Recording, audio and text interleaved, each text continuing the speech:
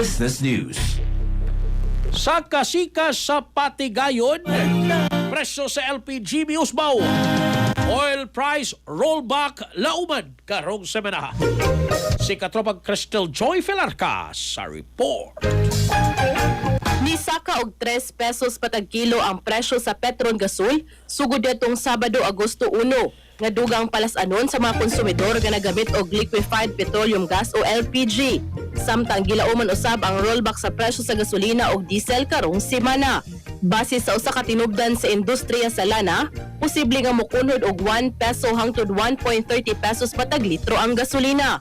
Samtang 20 hangtod 50 centavos patag litro ang diesel. Kung matuman, kini na ang unang rollback human sa 5 kasunod-sunod nga semana sa pagsaka sa presyo sa mga produktong petrolyo na makahatag og gamayng kahupayan sa mga motorista.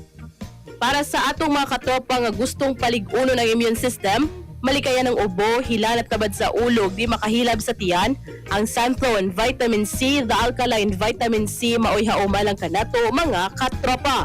Alang sa daghay usang Pilipino para sa Pilipinas, kininyong katropa Crystal Joy Filarca, XFM News. Kasikas Express Balita. Cellphone Plus Gold, mapalit sa mga butika sa inyong lugar.